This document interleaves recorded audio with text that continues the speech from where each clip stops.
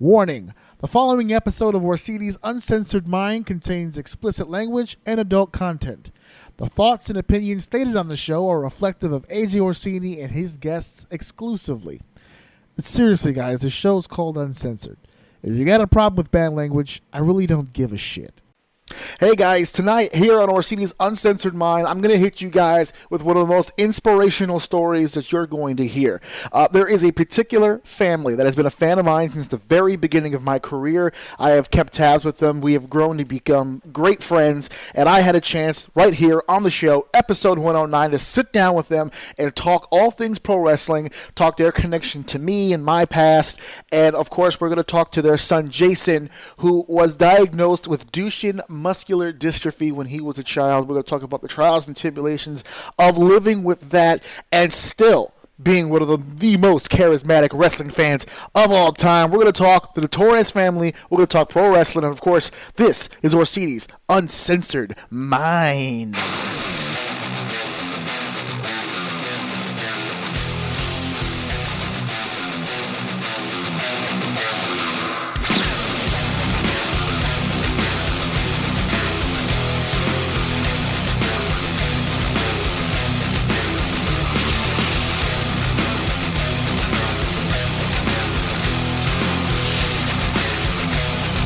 Welcome to Orsini's Uncensored Mind, and now your host, AJ Orsini.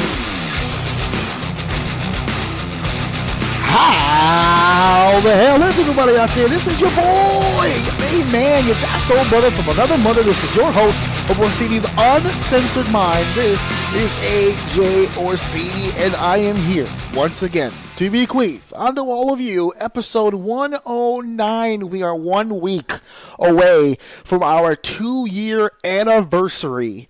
And I gotta tell you right now, folks, I'm a little emotional about it. I'm a little in my feelings about it. But this is going to be a good week for me as opposed to the last few weeks. Update on some of those situations, by the way. My car situation has been fixed. The car itself is not fixed, but the situation is fixed. We're waiting for some parts to come in. Everything's going to be okay. They made me at fault for the accident. Some rule about, because I was next to the curb, I was technically in a parking spot. The other car was on the road. They have the right of way. Blah, blah, blah, blah. I'm the one that got hit, but I'm the one who's at fault for whatever reason. But it's fine. No legal action on the other side. Car's going to get fixed. The car wasn't that banged up to begin with, but it does need a little TLC. It does need a little T-Boz, a little left eye, a little chili in its life, and we need to get that done with the shop soon. We will. So that's that. On the other end, a lot of people have been hitting me up. Thank you, by the way, for that, and trying to check up on me and what's been going on with my little buddy friend. And good news, he's recovering. Believe it or not, 3-story fall, and his kid's still he's still kicking.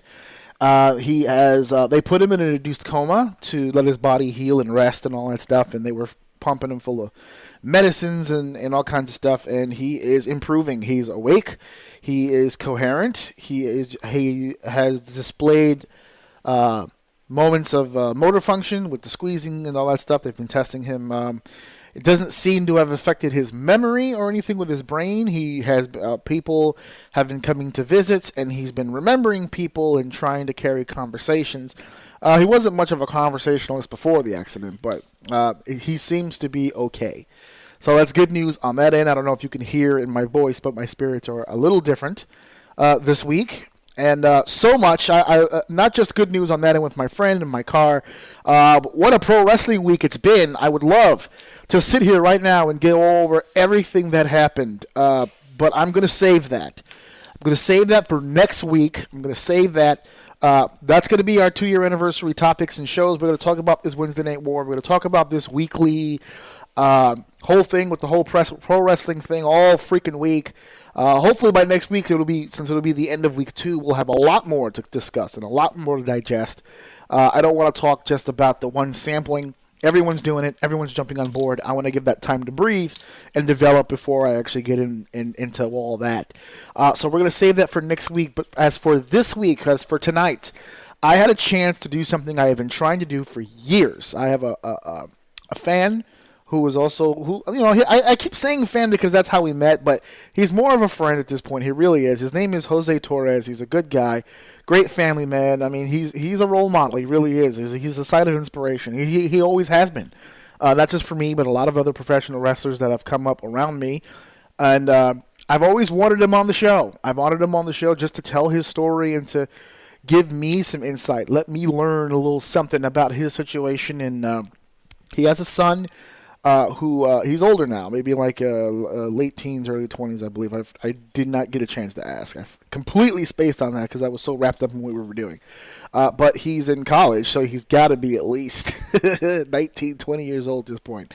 But I've known him since 2012. I've known the family since 2012, and he was diagnosed with Duchenne Muscular Dystrophy. It's a disease that attacks the muscles in the body and even affects the heart to a degree. You'll hear more about that during the course of this upcoming interview. So I got a chance to sit in their home, beautiful home by the way, with a beautiful family, and just talk pro wrestling and talk about, because they love pro wrestling in that house, and talk pro wrestling and talk my relationship with Jayson and Jose over the years, and more importantly, we talk a little bit about the disease that he has and how has it affected the family as a whole. And they have an upcoming event. The MDA, the Muscular Dystrophy Association, has a walk that will be taking place here in New York, in Queens, October 19th. We give all that information here in the interview, so I just want to put that out there. I didn't want to do my intro with them because for some reason, I understand the reason, but I've been told by a few people that my intro and the way that my voice changes and I put on my radio voice sometimes can intimidate people who don't normally do radio or they feel like it's real. It's the red light going on, and it makes people nervous and it makes people uncomfortable. And I wanted them to feel like it's a regular conversation. So you'll notice when this thing starts, it starts like a regular conversation. And that's what I was going for. So I wanted them to be comfortable. So that's the deal here. It's an interview with the Torres family. This is a very inspirational story. It's a very emotional story. Get the Kleenex out. This is a very... It's a very rough ride here, especially if you're a parent and you either deal with these circumstances or you've been fortunate like me to not have to deal with these circumstances. If you have nephews or nieces or kids of your own, you're going to feel this story, and I want you to know that this is not a negative story and it's not a sad story. It's actually a story of victory here, triumph, overcoming the odds here. This is a story that I feel like I wanted to tell for a long time, and I'm glad I finally got the chance. So, once again, thank you to the Torres family for having me over and allowing me to do this. I know it must not have been the easiest to relive some of these memories and to have these discussions, but it's a very lighthearted conversation. It does get emotional, but I promise you, I try to keep this as light as possible and hopefully as educational as possible. Maybe you guys can learn from this and spread this information around, and there it is. So here's my interview with the Torres family. When this is over, you'll hear the usual ending, and I will see you guys next week. Please pay attention to the social media to find out all the ins and outs, what's really happening, what's really going down for the 2-year anniversary show for next week. As of right now, I am going live on Facebook. I do know that on Friday, the actual day of October 11th. And so that's what we're doing with that. As far as I know right now, who's going to be on the show, what we're doing, what method other than Facebook Live will we be using, phone calls, all that stuff. I will be letting you know up to the minute on social media. And until then, I'll see you next week and enjoy the interview here. I'm telling you, this is a good one. You guys are going to enjoy it. And so enjoy that. There you go. Thank you for listening. Thank you for downloading. Thank you for sharing. And, of course, thank you for enjoying. I will see you guys next week when we go live, baby. Hey guys, AJ Orsini here, and I am the host of Pro Wrestling's #1 podcast, Orsini's Uncensored Mind. How do I know I'm #1? Just gonna have to take my word on that. I'm Honest Joe here. I would not lie to you, and I'm telling you, 25 countries around the world here don't lie. I've been heard on every platform you can think of. I'm on iTunes, TuneIn Radio, Stitcher Radio, CastBox, Google Play Music, Listen Notes, Spotify, and iHeartRadio. You can catch me on all social media platforms, and you can catch new episodes of Orsini's Uncensored Mind every Saturday, 9 p.m. That's right, folks. #1 in pro wrestling. You have to believe me, I am a voice on the internet. Hey guys, this is AJ Orsini. I am once again here with a new episode of Orsini's Uncensored Mind. I believe this is 109. I always wait for the last second to double check to confirm myself, but this is episode 109. We are 1 week away from my live episode. I told you guys I was going to be going live for my 2-year anniversary show. That is still the plan. And after I'm done with this interview later on today, we're going to finalize all the information on that. So keep your eye on the social media page for that. And I know that this time I will be at home. I'm not going to New Jersey. I have the equipment to be live at my house, and that's exactly what I'm going to do. We're going to have guests. We're going to have a good time. We're going to have a lot of stuff going on for the second 2-year anniversary. But that is information for another day. Keep your eye on social media for that. As far as tonight's episode, ladies and gentlemen, as I told you in the precursor here, today is a very special episode for me because for many, many, many, many years, I have been in the doldrums of this industry. I have been traveling the road, speaking to all the who's who. Yes, I did get it right. It's episode 109. See, I got to go through the folder sometime to remind myself. But I've been traveling all around the country, being in this weird and crazy world of pro wrestling, and I have had the benefit of meeting a lot of people in my travels. I have met all kinds of people from all around the country when it comes to this game, and one family in particular has always stuck out to me because they have been friends and fans of mine since the very, very, very beginning when I had zero skill. They still enjoyed my work for some crazy reason, and I'm hoping along the way that I've improved enough to make them actual proud fans of mine now. But they have been with me through thick and thin from the very beginning, no matter what company I've been to or who I've worked with. And of course, I've mentioned you guys on the show a few times. I use you guys kind of like as a barometer when it comes to my arguing with fans online. But I'm here with the Torres family. I'm here with Jose. I'm here with Migdalia. And I'm here with Jayson. They have been fans of mine and I fans of them. And you'll know why as this show continues on. For a long, long time. First of all, guys, thanks for inviting me into your home. I'm doing this interview in their home. Jayson, how you doing, buddy? Good. You doing good today? Yeah. You feeling good? Yeah. Yeah. If Migdalia, thank you for inviting me into your home for this interview today. Thank you for coming. And Jose, my main man, the main man over here, Jose. How you doing? Thank you for asking us to do the interview. No problem. You guys got to get closer. As I always tell people who are guests on my show, I need you to make like to my microphones, not love. Get so close you want to kiss it, but you're not just there yet. That's what I always tell people, so that we're nice and clear here on the audio. And today is a special day for me in particular because you guys have literally supported me my entire career. And as soon as I started this show about 2 years ago, you were actually one of the first ones I hit up about at some point being on the show. And we've never really had a chance to connect because I always thought to myself, if I had a platform to give back to any of the people that have ever supported me, I guess this would be it. This would be a good way to do that. So I've had friends on the show before just as round table guests to discuss wrestling and stuff like that. But today especially because we have a particular cause that we're here to speak about today. There's a walk that you guys have coming up, and we'll get more into it as we progress later on. But just really quickly, give us a little detail on this event that you guys have coming up on October 19th. Okay, so it is the MDA Muscle Walk, and we have been participating in this walk since 2005. There you go. It was just shortly after Jayson was diagnosed with Duchenne Muscular Dystrophy.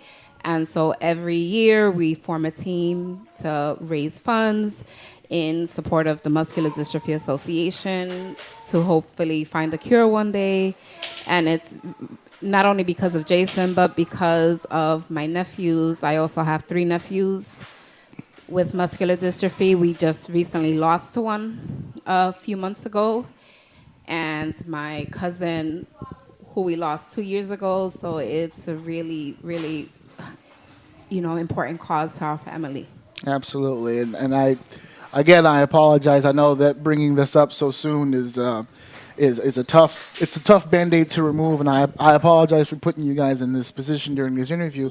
But I spoke with you, Jose, and we've had the chance to discuss this back and forth, that you guys have been doing this walk for a long time, and I got a chance to meet you guys in about 2012.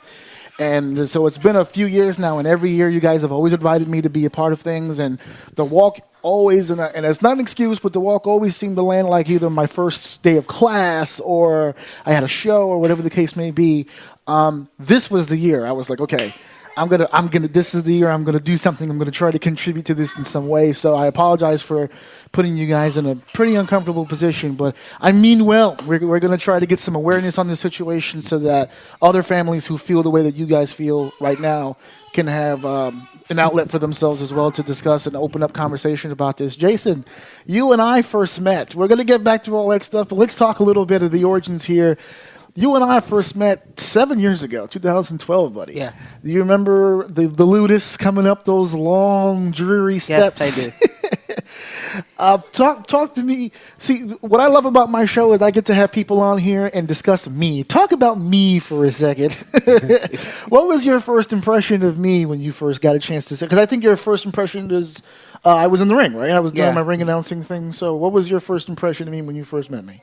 Well, you didn't seem as tired as most ring announcers. I think you kind of had A little bit more energy. Yeah. Definitely. I was very, because I don't know if I ever told you this story, but I wasn't supposed to be the ring announcer. Oh. What ended up happening with that is I was a wrestler myself, and then I had stopped. The injuries had piled up, so I was like, okay, time out. I'm not really feeling all these hospital bills, so I stopped. Two guys that you guys might know, I know that you know for sure, Brandon Lewis and another guy named Pete Sin, who used to run 2KW Pro. They got hooked up with Joel over at the Ludus and Fighting Spirit Wrestling, and they were doing their wrestling thing, and they were doing whatever they were doing. And Verizon Wireless, not Wireless, excuse me, it was a Verizon network, had a channel called... oh my God, Soy Latino TV. There it is, Soy Latino TV. Yes, I remember that. And they were going to do a television show, 1 hour program for Fighting Spirit Wrestling, and they wanted a host. And my name came up. So when I got the job, my job was to host. They had another guy in mind for the ring announcing. I'm not sure it was Larry, but it was Larry-esque. They wanted a guy like Larry Legend to come in and do the whole deal. And of course, no show. And I happened to be in the building with a suit on because I was filming for the TV show. And they asked me, do you mind going up there, just for tonight, just to see how it goes, if you mind being the ring announcer. And as you well know, that job never went away. I was a ring announcer for many companies after that. For a long time until eventually I had to stop again. But that was your first time seeing me. Yeah. Was in the ring as the ring announcer. Was I approachable at this show? Yeah, you were very approachable. Because You're the same way that you are now, very approachable. Okay, I just wanted to. If there's anything negative to say, now is the time to say. No, but I always remember what stuck out to me because the facility we were in was very small, very tight, compact. You guys remember that building? Yes. We used to call it the closet. It was a closet. And it was like one stairway up, one stairway down. In case of a fire, we're pretty much all dead. Because not only is there one way out, everything's made of asbestos. That place was gonna go up like a match. But we had a lot of fun in that building. We had a very intimate fan base, and you guys were always there. And what always stuck out to me was how often you were there. Considering Jayson has the wheelchair, so in that particular location, it's not like we have elevator service. So you told me a story online, and I would love for you to share that on the show. LAX, or formerly LAX, Proud and Powerful. A little story about them that they used to assist you. How'd that work out? I remember when we approached the stairs, I was like, holy shit. Because this is It's like, there's no elevator. Immediately, Angel came. You guys need any help? I'm like, sure. Him and Santana came. They picked them up in the chair, up the stairs. No problem. Same thing when the show finished. The same thing coming down the stairs. It was like, that stuck out with me the most. Yeah. With those guys. And since then, I've been there, Facebook. It was a bonus that they knew how to wrestle when you got up there, right? Yes. You got up there and you were like, oh my God, they're also really good in the ring. That too, but it was. Not that does it's the stuff, the little things like that that stick with me in mind. That I always remember. Right. Yeah. And with Chris Cage, who was also there. Right. Was talking to him. The current BWF Cruiserweight champ. Yes. There was a bunch of other people too that were really cool with him. Mikey Mittens, Jesus Mittens, Christ, was yeah. sitting next to him. Them two were chatting. The it up. real celebrity here in New York City. But Mittens. but that's what we saw. Even when we Yeah. went to the Rockaway show, they did the same thing. It was a little step. You need any help? Word, yeah. Sure, no problem. They pulled him over the hump, took him to where we were sitting at, and talked to him for a while. Then they left and did their thing in the ring. I mean, they were great. I mean, from that day, I was big fans of them. You mentioned, I asked you guys when I came in, when's the last time you've actually been to a show? Because in those earlier years that I knew you guys, I saw you at almost every show. And then little by little, it just got more and more complicated along the way. I think I saw you at the handball court a few times for House of Glory over there when they used to do shows like that. Talk to me a little bit when it comes to the travel, when it comes to getting around for situations like that. How difficult is that? It's a little difficult sometimes, especially if you're gonna like go to an event. You have to ask for handicap accessibility, or first thing, is there any way to get inside? Right, yeah. Or there's handicap accessibility. If there's not, then that's where we're kind of screwed. Right. Also, like we never been to a WWE show with the kids. Okay. And that's even a hassle. You got to call, then you have to make sure they have seats, and then Because you need the ADA seating, you need to make sure that they're... it's Because Barclays sometimes has elevators, but they don't work. And it can be a real pain in the ass. But, you know, we'll still watch it at home and enjoy it, but I would one day would love to take them to see a real show like that they can enjoy it. Absolutely, absolutely. That's one of the reasons. I love bringing that topic up with you guys because you guys don't talk about it, you guys live it. And there's a lot of situations, like for instance, when we were running 2KW, where we kept stuff like that in mind because I would think of situations like that where it's like some of my. I don't know if you guys had a chance. I did an episode on the show before WrestleMania, where I was telling the story, my WrestleMania story, what WrestleMania means to me, and I took it as an opportunity to tell or have others who are in similar situations to tell their story of WrestleMania or their pro wrestling story, because for them, like, my WrestleMania story is, I don't want to go to that show because I don't like this person. Whereas there are people who genuinely want to go and either physically can't or the building doesn't physically allow it. So I think this is a conversation, and I will be more expansive on this in the future, but I think this is definitely a topic that needs to be raised, not just by the WWE, but I think pro wrestling countries across the board here about building accessibility, because a lot of promoters try to get the facilities they can afford.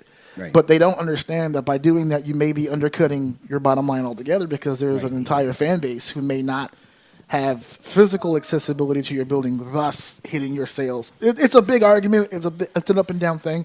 But I think the more conversation that we have about it, the better, so that people can open up that rapport and start maybe even getting the buildings themselves involved and making their facilities overall more accessible, not just for wrestling shows, but to just genuinely have accessibility, because I'm sure there's many other things other than wrestling shows that you guys have to like second guess or keep in mind when it comes to these situations. Mag, in your personal experience with once he's in the building, right? Now let's he's in the building, he's attending these shows as mom. When you see your son and enjoying all this great action, do you mentally get a break from all this, and you just like explain to me that experience of seeing your son just live this life? I mean, whenever he has the opportunity just to, for lack of a better word, of being like normal, it's a great opportunity, because it's a way of kind of erasing what sometimes just sticks out is like his wheelchair. And so just having those opportunities, it's amazing, because I mean, that's all a parent ever wants to see, is just their child just enjoying life. And, you know, whether it's wrestling or whatever the case may be, you know, it really brings a lot of joy just to see that he's, you know, living in the moment, and also the people, you know, treating him, you know, with great compassion. And I see, you know, it's genuine, like, affection. It's not phony. And so for me, like, that, you know, that's really important to me as his mom, and just getting him to see, you know, and experiencing that. Jayson, did you ever feel like when you were at these shows that you got a break, where you just got a chance to finally just be full Jayson, screaming, booing, heckling? Yeah. You never heckled me, though. I'll give you credit. No, I didn't. You never gave me any hell. As a ring announcer, I have to deal with a lot of that. But my man Jayson here always kept it. He always rooted for the babyface announcers like myself. Are there any particular moments that stick out, some of your favorite. It doesn't have to be anything for me or the Ludus, just in general any favorite moments that stand out for you at wrestling shows you attended? Are there any matches or talents that you saw that kind of stuck out to you? Well, I guess the fan base that just heckling the The fans themselves. or like heckling the referee. When they go, 1, 2, you effed up. You effed up. Like I said, though, you never heck with me. I'm going to see now I know to stay away from referee. I can't. I got to stay away from that one. But do you still, like, because you had a pretty good, I think one of the good things about the Ludus is because of it was so intimate, you guys got a chance to really meet, like, us, as opposed to just, like, here's this boombastic character. Like, it was a lot like the end of ECW shows where the matches would be over, but then we have to file everyone out so everyone's in the same room together, and you kind of lose that. Were there anybody from that old group that you remember me from that kind of stood out talent-wise? It was a long time ago. I'm trying to remember. Remember, we had the Funky Monkey, we had the Surfer guy. I'm waiting for the Funky Monkey to come back. I can't wait for that to happen. I've called it a few times now. Someone's gonna turn on somebody, right? Jayson, Ortiz, and Santana. Someone's gonna turn on somebody. So nobody stuck out that much to you? What about the Hog Show? Did you ever have fun at those Hog Shows? They were it was different than how it is on TV. Yes. They were better. Yes, they were better. True. Way better. Independent wrestling fans here. Yeah, there was a couple of shows I remember. I'll say this about House of Glory, and especially during my time there with House of Glory, because I was with them for 4 years. Ooh, 4 years. I was with them for forever, but what I loved about House of Glory's mentality as opposed to when we were at Fighting Spirit Wrestling, one of the things I loved about House of Glory's mentality is they wanted to do everything big. So did Fighting Spirit Wrestling, but Fighting Spirit Wrestling, like, they wanted everything to do big, but they also kind of wanted everybody to be underneath a certain amount of people or the banner. Right. House of Glory didn't really care. They were like, hey, if you can get over, dude, just get over. They were like more ECW. ECW, right. It was the reason they took me off of ring announcing, because of my personality and stuff. Right. They were like, we would probably rather have you tell the stories than to go into the ring. And so, and they already had access to David Adams, who was an amazing announcer. So they said, okay, well, we'll have Dave do that, and then you sit ringside, and then you'll call the matches. And I was like, great. And at first, they wanted me to Joey Styles, which is like, that's the verb now. When you're by yourself, you're Joey Stylesing it. He's like, we need you to be our Joey Styles. But I had a different idea, and I was like, I could do it, but but their shows run really long, 4 hours, whatever the case may be. So I'd like a partner, because I don't know if I can do that energy for 4 straight hours. So that's when they agreed to hire Brandon. Right. So I kind of remember Brandon got me into the first one, and then I got Brandon into the other. So now we're square. Now we're even. And then you and Brandon went against each other. And that's a different story. That. Okay, all right. That was another promotion. I did tap him in Texas. This is true. No, but we did a lot of crazy stuff. As a fan for you, Jose, how far back does wrestling go for you? Wow, Hulk Hogan. Ultimate Warrior. Hogan. You must have loved that Miz segment the other day then. with Hogan and Flair sitting there. One more match. Yeah. Well, I'm like, are you serious? They were combined 140 years old and you want wheelchair match. He dressed as the Ultimate Warrior. One time I dressed as the Ultimate Warrior. What was that, for Halloween? Christmas. My sister, one day I got drunk and I thought I was Ultimate Warrior, wrestling my brother-in-law. So they got me the whole T-shirt. Did you do the whole? Yes, I did. Yes. There are pictures. There are pictures of me. She wants to make sure it's on the record that there are photos of this. Pictures of me dressed up like him. Did you do the face paint? I had the mask. The mask. Okay. and the tassels. And everything. He was prepared. Did you make the tassels? No, they actually bought it for me for Christmas. Okay, so now I get it. Came with all you that. felt the need at that point. It's like, okay, I kind of have to. Yeah, Ultimate Warrior is one of my favorites back then. Oh, absolutely. The power. Tito Santana, Chief J. Strumbo, around that era. Absolutely. Do you, as members of the Hispanic community, right? Do you guys feel because you brought up Tito Santana, who was like, back in the 80s and the 90s when they used to have, quote unquote, and I'm using air quotes, ethnic characters right there, they would promote them like for that group, and now, like on the WWE, since it's so like worldwide now and so global, they don't really. They don't you know, do that when you anymore. go to the countries, don't main event them. Like it's the one time like Sheamus is in every Ireland main event, and like Yes. Shinsuke's in every Japan main event. Like so it's like when they come to Long Island and Zack Ryder all of a sudden winds up on Raw for no reason. Zack Ryder and On a representation level, do you guys feel like, because we hear a lot about Mexico, so like when you see Santana and Ortiz out there repping that Puerto Rican flag, oh, that's awesome. yeah, it's awesome. But do you feel there's enough representation to that? Like people say, well, he's a Latino, okay, but there's like many There should be subgenres a lot of more representation of Latinos. yeah, because there's a lot of talent out there, and I'm not gonna front. I've had the benefit on my end on being quote unquote ethnic because there's not a lot of announcers or interviewers that are ethnic with my skill set. So I've gotten a few jobs ahead of some other gringos that I'm sure because of just my quote unquote exotic look or whatever the case may be. So I've benefited a little bit of it, but I know personally that when Santana or Ortiz train, they tell people like, if you're going to do this, do it right because there's not many of us. So when you get there, when you get to a position where you're going to have a more high-profile look, be ready because if we're going to kick this door down, we need talent to come through that door, not just people who want to just be there because the money is there for them or whatever the case may be. You guys still watch? Well, now after this week. There's so many options for you now to watch pro wrestling. Do you guys pick and choose? The whole week, even today. Yeah, I know. I couldn't do my episode.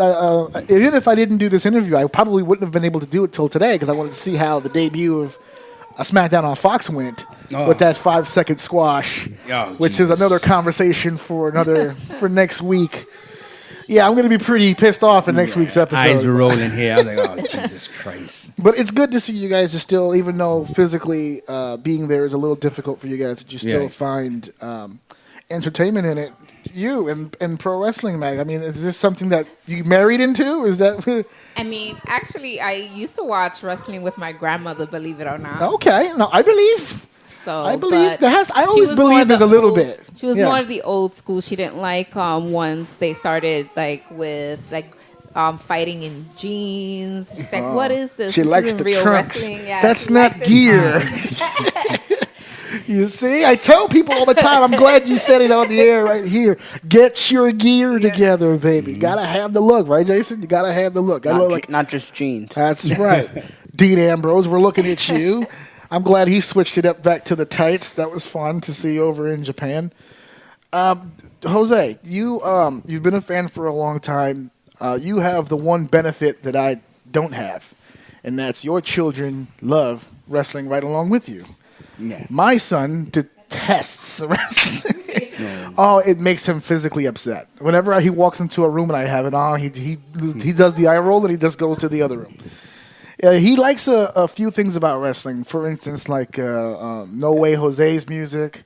If he hears that, no way, Jose, no way. Exactly. No, that's what he said that in the car. Actually, my son goes, "Whose house are we going to?" I said, "Jose." He goes, "Oh, like No Way Jose." And I was like, "Yes, something like that." Apparently, because now he's dressing up like the Ultimate Warrior and then rushing around. So it's kind of like No Way Jose. He enjoys No Way Jose. He's fine.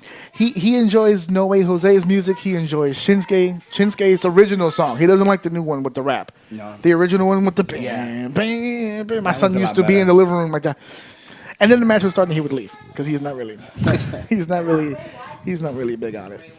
Oh, Bray Wyatt, yes. What, has he seen the Fiend stuff just Yes. yet? Okay. What do you think about the Fiend thing? A big wrestling fan. Big Noah, wrestling the fan, little one. right? No, yeah, he has. After this piece of business, brother, we'll go ahead and take a look at that. Since Yeah, you spoke to me. You said he's interested in following this. Yeah. Right? His first figure was a CM Punk figure. Oh, there you We go. bought him in Delaware. Okay. And he still has them. Nice. And since then, he's been hooked on wrestling. I'm telling you, I could do a full 60 minutes on what you should and shouldn't do trying to be a professional wrestler. He drives us He's nuts still very sometimes, young. and- Yeah, no, listen, I did all the stuff that he did. If he hasn't brought you to the hospital yet, then he hasn't been that bad yet. 'Cause if my mom was sitting here right now, she'd be rolling her eyes because the stuff that I did to my body before I got to the school, forget it. The safest, I make the joke all the time, and a few of the guys have made the joke on the show where it's like, by the time we got to a ring, we were like, this is a pillow compared to where we were. I mean, we were backyarding, we were jumping off of stuff, we were all kinds of stuff. And we were landing the pads in the park and the concrete, stuff like that. By the time we got to the ring, it was like, oh, what is this? This is nothing. So the bumps we were taking in the park were pillow soft. So we were taking brain busters, neck drops, all this stuff in the ring, and people were like, ay, chimama, because you're supposed to build to that. But we already knew what we were doing. We were just doing it in bad locations. Right. Once they put us in the ring and gave us real gear, then it became what we're becoming, I guess. You see your boys on TV now this week, all that happens. I remember Ortiz was always kind of a workhorse, but Santana was always the reckless one. Now you can't tell when you look at him because he's safe as hell. But before, oh my God. Everything in the book. Yo, what movie you just come up with? I'll take it. I don't know what it is. And then he broke a whole bunch of things, and now he's like, I'm going to take it easy now. So that's why I told you when mentioning him and possibly going to school and stuff, I said, hey, if he wants to be a wrestler, man, that's cool stuff, but you got to be ready for a lonely life, my friend. Lonely life. I've been I say it all the time on the show. I will never be a WWE superstar. And the reason for that is because I don't want to sacrifice what it takes to become a WWE superstar. Right. You can't have both. You can either be a WWE superstar or you get to have this. And if I would have gotten to the WWE before this, it would have been different. But now that I have a family, I don't think I'm that excited to really let it go, which is why I'm rooting for an AEW or Beyond Wrestling or anything like that, because that, lesser schedule, better money. So we'll see where my career goes. But I wish him the best of luck because this is a very lonely life. He picks up the moves fast. Yeah, that's good. It's a good thing to have that kind of memory. Because he had put me in the freaking arm lock before, and it hurts. I can vouch. He said, "Dad, let me try this," and me like a big dummy. Before too. He did He's what? done it to me too. Oh, he's done it he does to it to you him too. too. He showed no mercy. He did it to you. Nah, he's a good kid though. He's a good kid. He got the idea we were talking about. I know. Oh man. How about you, Jayson? Did you ever have dreams of grandeur under the hot lights? I don't think actually going. Not really. Just a fan, just an observer, right? You appreciate the action for what it is. I mean, probably I would say, probably backstage stuff would be. There you go. We can have Jayson work the gorilla position. For anyone who has an opening in the back, he'll let the wrestlers know their cue, right? Just like, hey, here's your music. Go ahead. You go out next. That's what she used to do for us. My wife, she used to do the music and the gorilla stuff for 2KW because we needed someone to work the music, and she knows my equipment, so she was a natural fit. But the time cues work in hand with the gorilla position. They have to know, tell the wrestlers this is your cue. So when no one was doing it for her, she ended up just doing it herself. So we ended up just paying her more, I guess, and then just letting her do it. It's okay. Plus, my wife likes being the boss. So she's just like, she holds the folder and she's like, okay, you guys are here and then you guys get blah, blah, blah. She did the same thing in Texas. In Texas, she filmed my whole show pregnant. Oh, wow. She was one of the camera women for the show. She can't be stopped. This one, she's a bullet. I don't accomplish half of the stuff that I have in my career because even for the times that I've traveled, like in the beginning of my wrestling career, I had a driver's license, no car. So we were pooling money together, renting cars, going up to Maine, going up to New Hampshire. We drove to Texas twice in minivans. We loaded up 2 minivans, drove talent from here to Texas back, and then the last one we flew. I still remember that, Red River Pro. Yes, Red River Pro. Oh my God, I haven't spoken those words in a minute. But yeah, it was an attempt. It was a good deal. I thought we had a good shot at doing some stuff, and the owner got caught up in money issues, so ended up going nowhere. But at least we got the exposure from that because I have people who download my show from Texas to this day from meeting us down there. So. Nice. So who knows, right? So the whole pro wrestling game's been working well for all of us, apparently. And I'm going to try to speak some more to some people about that whole accessibility thing, and I'll keep you guys up to date on that. Because I've been talking about it for a while, but I needed this. I needed some testimonial stuff here. about that. Let's talk a little bit about Jayson and his situation. You stated earlier that he was diagnosed at what age was he At diagnosed? 4. 4. So what led you guys to get him examined in the first place? What were the signs you were seeing? Well, there were things like delayed speech when he was younger. Also, when he was about 2, 3, he still wasn't running. But, doctors said, kids develop differently. But really what prompted us to go get him examined was my cousin, whose son also, it was a little older than Jayson, had already been diagnosed. And she was like, Migdalia, not for nothing, but Jayson walks just like James used to walk. Right. And so, I kind of already knew, but didn't want to make it real, Yeah. And so I said, you know what, let me go. I asked his pediatrician if he can do some blood tests.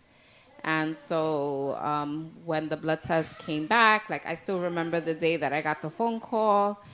And, they said his CPK level was extremely high, that he would need to go and get a muscle biopsy. Because of the family history, they already suspected that it could be Duchenne Muscular Dystrophy, but, just to make sure, so we had to go and get his muscle biopsy done. And when the biopsy came back, it came back that it positive for Duchenne Muscular Dystrophy. And what was the conversation like after that? Was it a planning thing? Was it a cure conversation? Yeah. How did that go after? Yeah, so after that, it was then just having to take him to a neurologist. That was the first thing that we had to do. And then it was the neurologist actually who recommended us to go to the Muscular Dystrophy Association. And then we registered with the Muscular Dystrophy Association. And then a couple of months after that, that was when the first walk. And so that's. So did you guys start that first walk, or were you joining someone else? We were joining. It was actually the second year that the Muscular Dystrophy Association had done it. And so I got the letter in the mail. I said, we should let's try this, because there's nothing that we can do to change his diagnosis, but hopefully kind of bring some awareness to what this disease is, because we hear a lot about other diseases, and people know a lot about things like cancer, but people don't really know about muscular dystrophy as much as these other more high profile diseases. And so we felt that it was important to get people to become aware about what this disease is, and how it really impacts people's lives.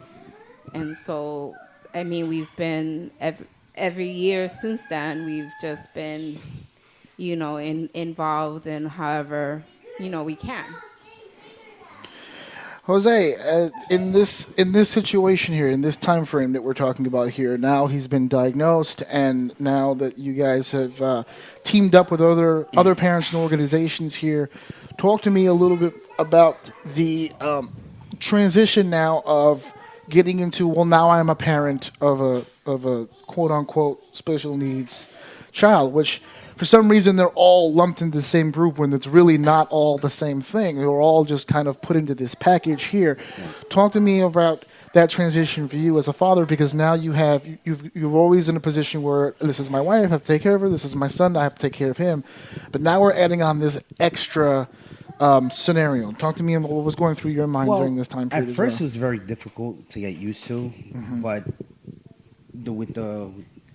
to get used to, because it's your own child. Right. And I've seen it with my nephews, and it was hurting them. But when it's your own child, it's a whole different. It's a whole different ball game. Yeah. Different ball game. Right. Yeah. After a while, you learn more, and you learn more from him, and also from other people, families around you with their child have the same disease. And it's, like I said, it's difficult. Right. But then you start learning yourself how to be humble, and they help you to be humble with that. Then you start seeing everything else in a different light than regular people. Right. I I understand don't want what to say you're it like saying, that. yeah. But For lack of a better term, yes. I right. understand So what you mean, yeah. it's still difficult, but we have to fight. Keep fighting, and keep making everything as normal as possible. Yeah. One of the things that always stood out to me, obviously, when I first met you guys, the whole setup, and I'm appreciative that, that you guys would take the time to even come to a wrestling show. But one of the things that always stuck out to me about Jayson is if you talk to Jayson, you have no clue that anything is really affecting him because Jayson always took me as the kind of person very outgoing, very conversative. He would talk to us about the matches as soon as the show was over, and it always stuck out because from the outside, by the time that I had met you, which is a lot later than from when he was diagnosed, it just seemed like the norm. Like, it didn't seem from an outside person like anything was out of whack, like you guys were struggling with anything or that he was struggling with anything. Jayson, you okay? Yeah, I'm fine. He's trying really hard not to do it on the mic. I appreciate it so much. But you've been with this disease for as long as you can remember, right? Yeah. Do you have any earlier memories of when you weren't, quote-unquote, diagnosed with anything? Or this is just something you've been dealing with for as long as you can remember? I feel like it's something I've been dealing with for a long time. And how do you feel as you've gotten older now? Are you adjusted to it? Are you still uncomfortable with it? Still? I'm still kind of uncomfortable. Okay. All right. Has it deterred you? Let's say that we didn't have this accessibility issue. Let's say you could go to any wrestling show. Would you still be interested in attending wrestling shows or entertainment or movies or anything? Because I think movies also, right? Because you have to have like that open seating area for him to go to movies and stuff like that. In the front of the movie theater. Well, now they have them in the back now. Oh, okay. But before it was way in the front. It was just that's like, right. They used to be way in the front. Would you still be interested in going to these events? I still would. Okay. All right. I'm telling you guys, I'm gonna bust ass on this because he's not the only one. I've actually been to a few shows where I've had people who are there at the moment, but they tell me all the time like it's fun to be here when we're here, but it's such a pain in the ass to both find a spot that does it and then to get into the building and accessibility and all that stuff. So you guys joined the MDA pretty much almost out of the chute here. Talk to me a little bit more about the MDA. Are they hands-on with you guys? Do they keep communication with you guys? How involved are they in the whole process? We're still pretty much involved. Jayson used to go to camp, but although after the age of 17 was his last summer camp, because that was one of the big highlights for Jayson was going away for a week to the MDA camp. And because of that, he actually got to really know a lot of the people from MDA. And even when we go to the walks, it's kind of like a family reunion in a way, because they basically saw Jayson grow up. They've known him since he was 4 years old. And so, you can see how much they genuinely care, about Jayson. And so for us, aside from what their mission with the MDA is, but the fact that the way that they treat Jayson and just the other kids is there are no words to really describe that. And I really feel that is what keeps us coming back every year and still And he was gone for a week?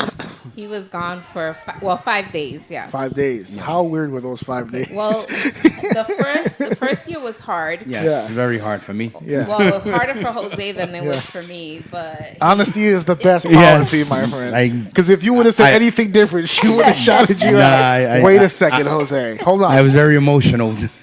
Well, I'm assuming, for me, I don't like leaving him into people, even if it's people that I trust or know. I feel weird because mine is still young, so I'm still adjusting to that separation part. But I'm assuming for you guys who are so hands-on with your son's daily life, for him to be in the care of someone else for that long had to be a super adjustment for you. But I think like knowing that like how much that people genuinely care, because he's actually one of his camp counselors he's still in contact with. Okay. And That's so good. like for me, that just again the people volunteer their time to you know be counselors at the MDA clinic. And so like they were some really amazing people, and for me that was like the comfort that I needed. And Jason's also outspoken, so if something went wrong, Yeah. Jason would not be afraid to Jason say, will slap somebody, right? Jason, Yes. you So, will slap on one of those, or you'll get your brother to beat him up, right, with those elbow drops. and so that's one thing that I knew like I didn't have to worry about, because Right. he can advocate for himself. And so that helped to bring me comfort. And also, you know, it's hard. You need a little bit of a break too, and just getting that emotional and mental break, you know, is important so that we could be the best parents that we can for him. So like we need some self-care so that we can give him care as well. One of the questions that I had in my head leading toward the end of this is, has it gotten any easier over time? But I can tell by the emotion sitting in front of you that maybe it's a little bit more routine, but not easier, is it? It hasn't gotten really any easier for you guys. No, and as you know, as his disease progresses, there are different concerns. So, Right. you know, and there are different moments. So just when, you know, like right now, I think we're at a pretty good place. Right. But because he's doing pretty well, like health-wise, and so, you know, in the previous time, like, you know, because of muscular dystrophy, some of the things that happen are, you know, muscle weakness, but also in the heart.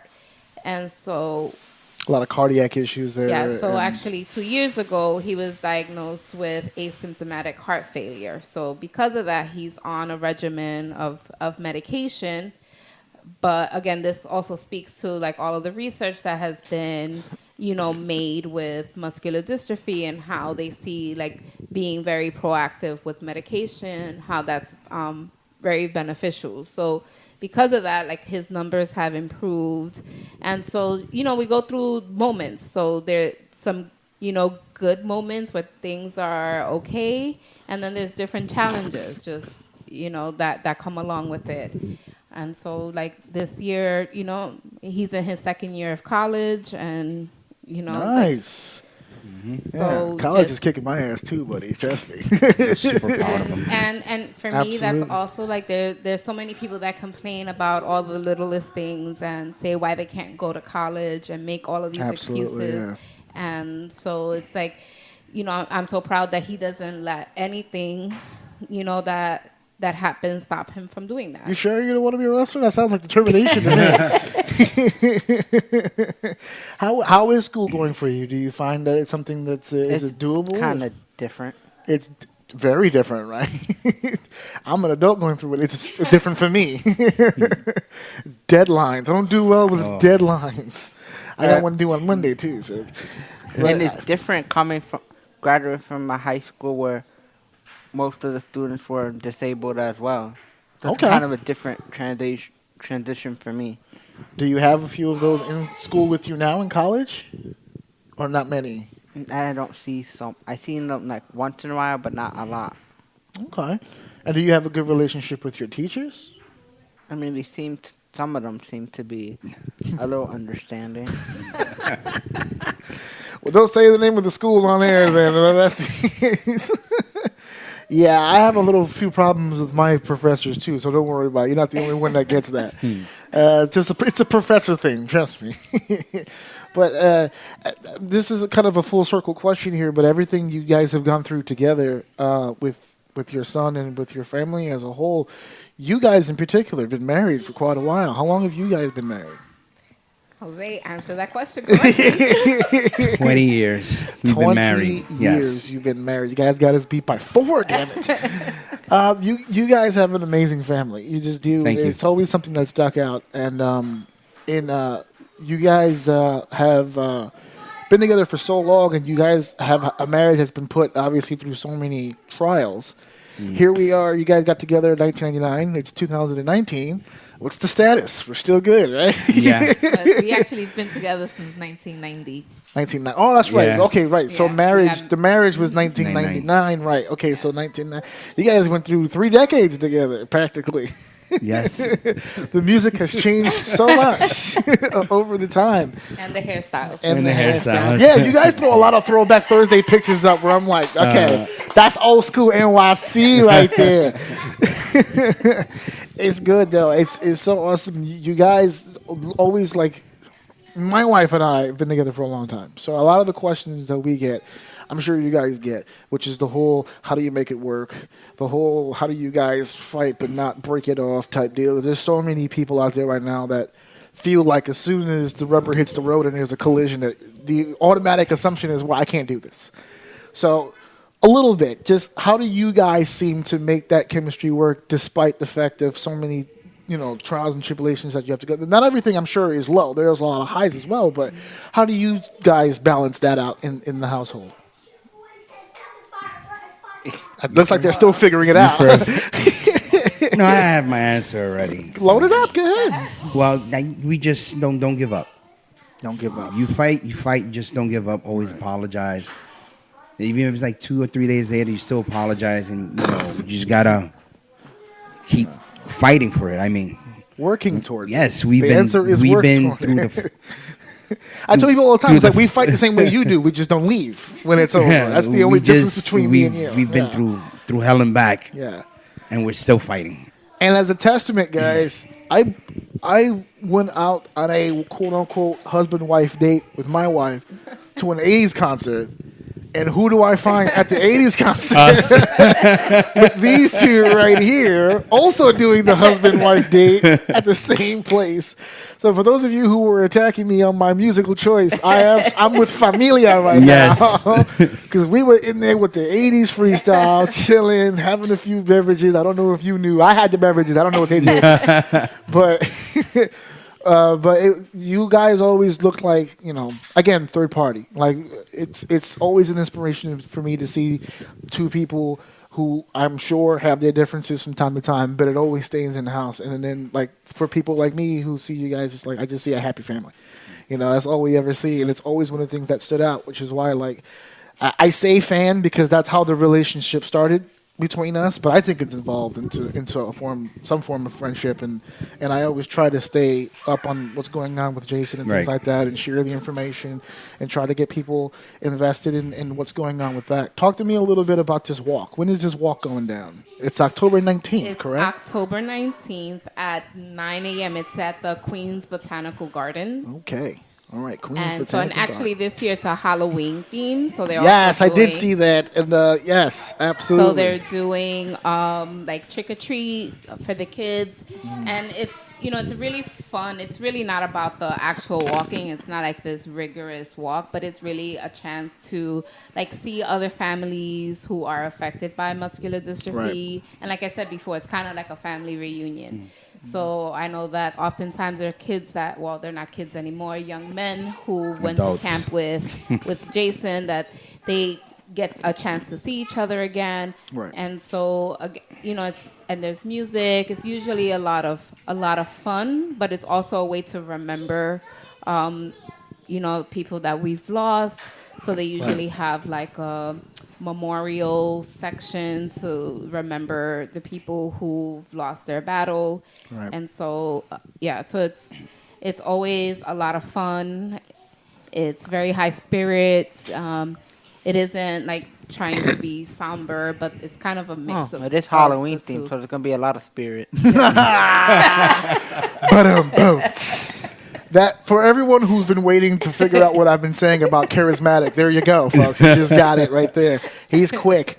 I also wanted to do this episode because you guys mentioned earlier that you guys were a little taken aback when you heard about the diagnosis because you had some familiarity. You kind of knew what was coming, which made it kind of worse. When you don't know, when there's an unknown, you're kind of like you're nervous. Right. But when you kind of already see it, it's like having a family member who went through cancer and now you have the diagnosis. You're a little bit more your emotions are different than those who are kind of in the dark as to what that could even be. You kind of foresee what's happening. You guys, I don't know if you will agree or you won't because of how you felt, but it seems to me that you guys handled it well because you were able to adapt and roll, and you got a great set out of the whole deal. I wanted to do an episode like this because I don't know if everyone else in that position would handle it the same. I don't know if a parent right now, who maybe even half the age you were when you found out about Jayson, who is experiencing this from age 1 or age 2 or whatever the case may be, who may not have the support system that you guys had because you had family members who'd been through this before. For anybody out there who's listening to this who may encounter something like this, there is a community out there for you to take interest in and to communicate with. I think October 19th is not just great for the kids who we know have it, and not just great for the children or the adults that we may have lost while they had it, but I think there's a third thing here, and that's an opportunity for parents who either may have just found out or may be on the fence of finding out, and they're nervous and they're scared and they don't know the answers to their questions, they don't know who to speak to, they don't know where to go. October 19th, you have a place that you can go right now to get all of that. And you can get it at the Queens Botanical Gardens at 9 a.m. on October 19th. I'm sure the Torres family will be there in full throttle. Will you all be dressed in Halloween apparel for this event? Well, right now we're considering as going. Jose's smile right now is we're going 1,000 miles an hour. We're thinking of going as bikers. Our team name is Jayson's Hope, and Okay. so we're gonna have like. I had some tattoos made of Jayson's Hope logo. Kind of funny that we're being a biker gang, Yeah, we're considering gonna that be a I'm in the biker chair. gang. Jayson has his leather. Well, you about that life. You on your wheels all the He time. already has You're his good. wheels, so he has his leather vest all ready to go, Nice. and so that is what we're going as Jayson's gang. I already had the chopper and everything. Yeah. There the you chopper. go. He's got the chopper ready. Are you ready to be Big Bad Biker Dad over Yeah, here? yeah, yeah. Is that why you were smiling? Yes. Visions of YMCA jumping in your head? Yes, actually. Very Village People-esque costume coming our way. I want this episode to hopefully either open some eyes to the situation itself, possibly some awareness toward the walk itself. But my main goal for all this, as I explained earlier, is for anybody out there who's wondering, who's on the fence, please don't feel like you're alone in this situation. There's parents, there's children, there's communities, there's physicians that are dedicated to this cause. Also, you had made mention of the walk and possible donations. Yes. Where would they be able to go? Does the MDA have a website for this? Yes, they do. If you go onto the MDA Muscle Walk and you click on New York, you'll see the New York chapters walk.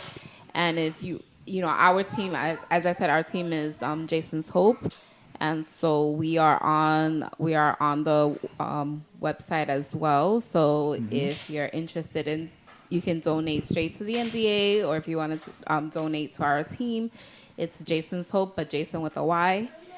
And Yes, so Jayson. Jayson. So it's Jayson's Hope is the name of our team. Jayson, before we get out of here, if you were to be a wrestler, what would your wrestling name be? Oh my! I didn't think about that. Well, usually when I play my wrestling games, I just put my 2 initials.